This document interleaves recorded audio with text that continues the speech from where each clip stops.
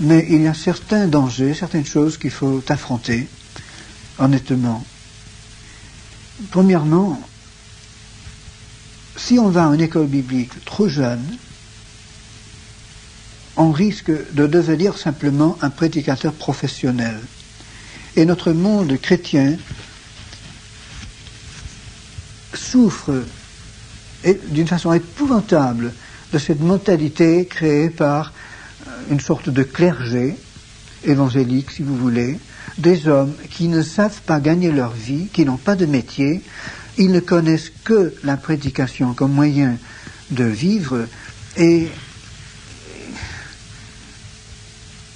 ils sont obligés naturellement de se faire payer pour la prédication de la parole de Dieu. Et à mon avis, ce système laisse beaucoup à désirer. Évidemment, ce système vient de l'Église moyenâgeuse, de l'Église catholique.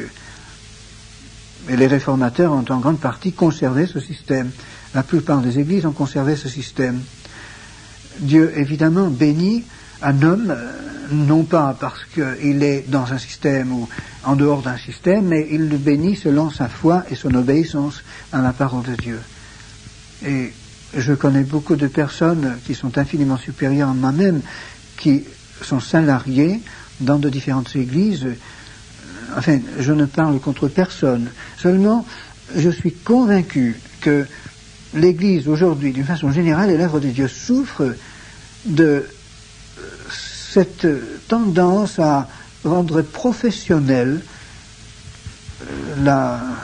l'œuvre de Dieu, remettre aux spécialistes en quelque sorte le témoignage. C'est le moment maintenant où les laïcs doivent tous devenir des serviteurs de Dieu, où tout chrétien doit se former pour servir Dieu. Dieu aura toujours besoin d'une quantité de personnes qui le servent plein temps.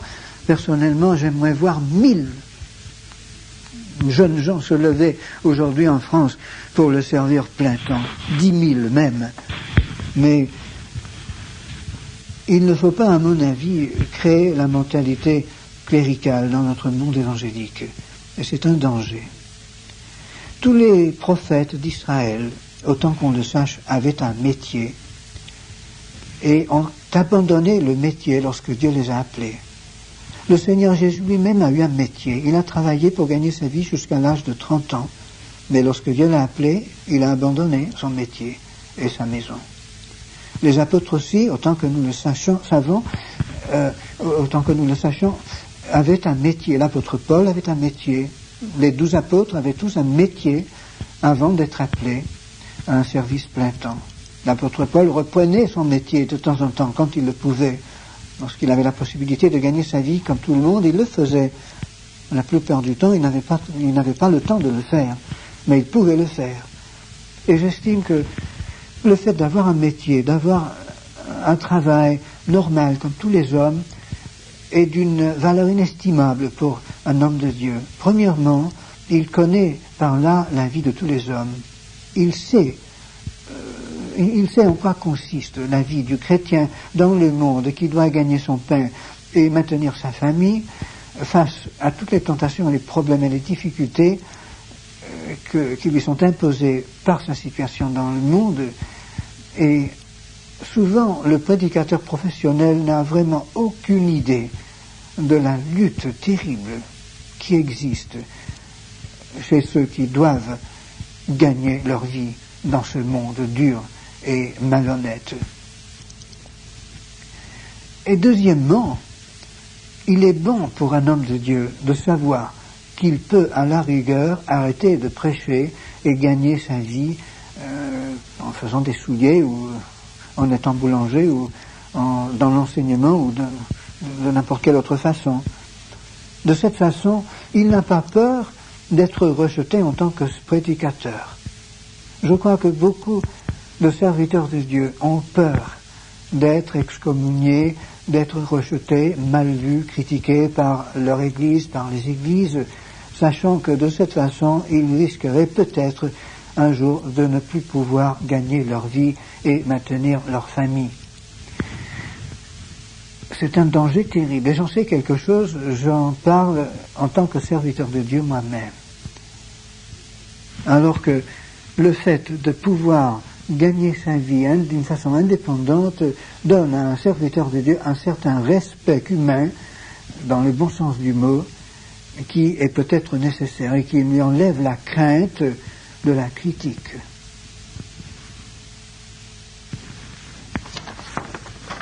Il ne faut pas non plus qu'un garçon, à mon avis, aille en école biblique trop jeune, avant d'avoir lu en entier la Bible au moins une fois, sinon plusieurs fois. Il ne peut jamais retirer de l'école biblique le même profit que s'il connaît bien tout le texte de la Bible, et il ne peut pas non plus contrôler l'enseignement qui lui est donné.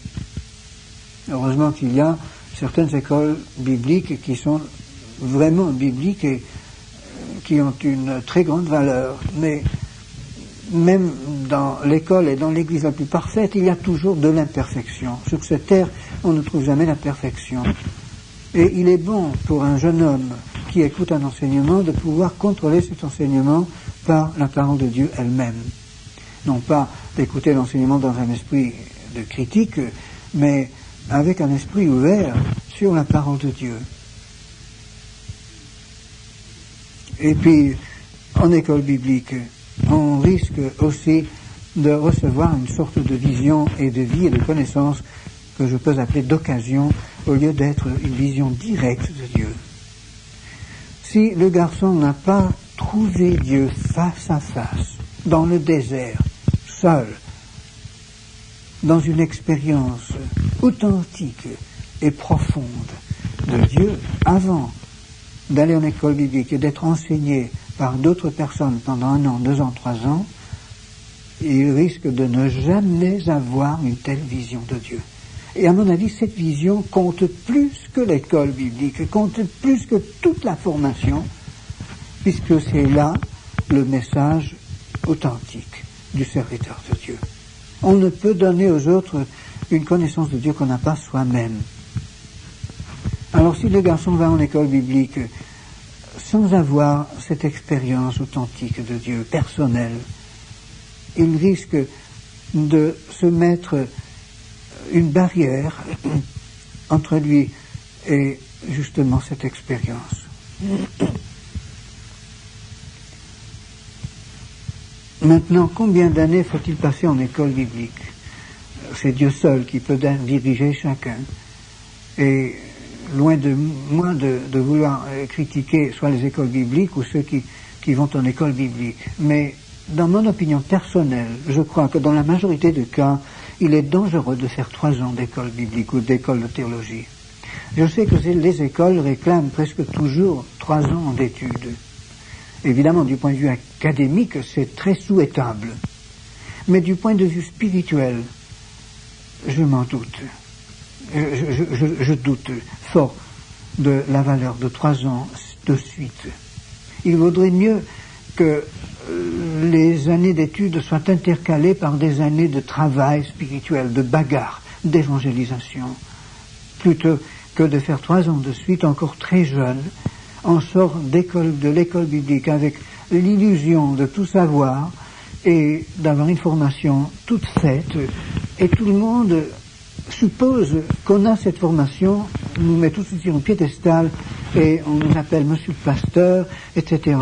Et on nous considère comme étant déjà qualifiés pour l'œuvre de Dieu. On l'est peut-être, je ne dis pas non, mais je pense plutôt que la véritable qualification provient d'une vie cachée en Dieu, une vie d'homme de Dieu, une vie de prophète, d'apôtre, le résultat d'une confrontation directe avec Dieu face à face et d'une saturation dans le texte de la Bible. Alors personnellement, j'ai peur de 3 ans d'école biblique, 3 ans de suite. J'aimerais beaucoup mieux voir 1 an avant que la flamme, la vision de l'appel ne soit diminuée, avant qu'on ne refuse la tâche ardue que Dieu nous propose pour accepter une situation beaucoup plus facile, comme simple pasteur d'une église, peut-être avec une maison déjà proposée, sans que nous ayons à nous déranger beaucoup, avec un bon petit salaire, etc. Souvent, un garçon tout jeune encore reçoit un appel de Dieu. Il a la vision du sacrifice, la vision d'une vie apostolique, mais après ces années en école de théologie, école biblique, cette vision est remplacée par une autre, qui est peut-être bonne, mais qui n'est plus la vision apostolique et prophétique dont on a tellement besoin aujourd'hui. Et moi je crois que nous devons demander à Dieu de susciter une jeunesse apostolique et prophétique, des évangélistes qui, comme l'apôtre Paul, cassent les portes d'airain et pénètrent derrière des rideaux de fer et qui fassent l'impossible.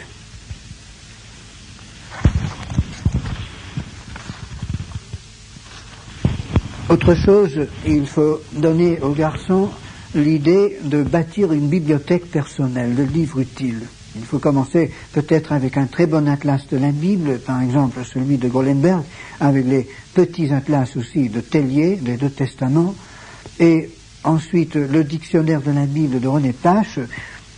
Ces deux tomes permettront que le jeune serviteur de Dieu se familiarise avec l'histoire de l'Antiquité, l'histoire d'Israël et la géographie du Moyen-Orient, etc. Sans cela, on ne peut jamais entièrement comprendre la Bible. Et petit à petit, il peut ajouter à sa bibliothèque toute une gamme de livres intéressants. Il ne faut pas qu'il néglige les biographies des hommes de Dieu. Autre chose, il lui serait utile de commencer l'étude d'une deuxième langue, s'il n'en a pas, pour élargir son horizon, pour développer son esprit, et aussi pour mettre à sa portée une nouvelle littérature. Si par exemple il étudie l'anglais ou l'allemand, et surtout l'anglais, il trouve des possibilités énormes pour élargir sa connaissance de la Bible par la vaste littérature biblique qui existe dans cette langue. Et cela peut faciliter également le chemin pour l'étude éventuelle du grec, puisqu'il existe en langue anglaise et en allemand des possibilités pour l'étude du grec et de l'hébreu qui n'existent pas en France, en langue française.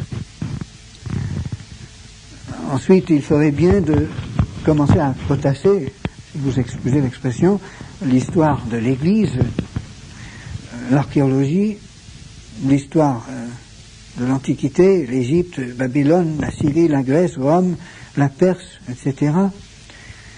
Et la science, plusieurs branches de la science, se familiariser un petit peu avec la chimie, la physique, etc., de manière à pouvoir mieux interpréter la Bible, pour pouvoir, par exemple, faire la comparaison entre la Genèse et la science, parce qu'aujourd'hui, on est toujours confronté par cette question dans notre témoignage. Eh bien, je crois que là, je termine ma lettre, ou plutôt ma bande, ma cassette. J'ai tiré tout cela d'une lettre que je viens d'écrire à un ami, mais je termine avec cette note. Lorsque j'ai bien griffonné ma Bible, et quand je recommence la lecture de cette Bible l'année suivante, généralement je ne peux plus rien retirer de ce texte. Sinon, je retombe dans les pensées d'autrefois, je ne trouve rien de nouveau. Je suis toujours dans mes pensées antérieures. Je le trouve beaucoup plus profitable de commencer chaque année une nouvelle Bible, quelquefois même une nouvelle version de la Bible. Et je lis la Bible évidemment dans plus d'une langue aussi, mais il vaut mieux peut-être se borner à une seule version pendant quelques années pour bien se consolider la connaissance du texte, pour ne pas trop se brouiller. Mais de toute façon, je le trouve bon d'avoir une nouvelle Bible chaque année pour avoir de Dieu de nouvelles révélations chaque année.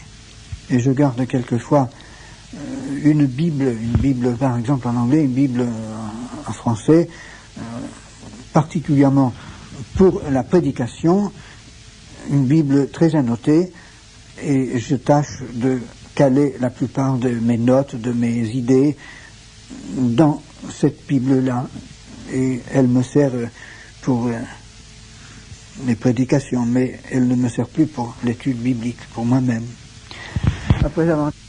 Et je crois qu'il faut associer les jeunes à nous le plus possible, surtout, premièrement, dans la prière. Il faut prier souvent avec eux, individuellement et en groupe, même si c'est très courtement, une phrase, 2 phrases, 4 phrases, mais les intégrer dans notre vie spirituelle par la prière, intercéder pour les autres avec eux. Et puis, il faut les intégrer avec nous dans l'évangélisation, les associer à nous. Il faut les intégrer dans les réunions, dans l'évangélisation, avoir 1, 2, 3 petits témoignages de courts messages d'exhortation, d'édification, de prédication, d'évangélisation, et d'utiliser les jeunes de toutes sortes de manières, en apportant soi-même, évidemment, le message le plus important pour compléter après.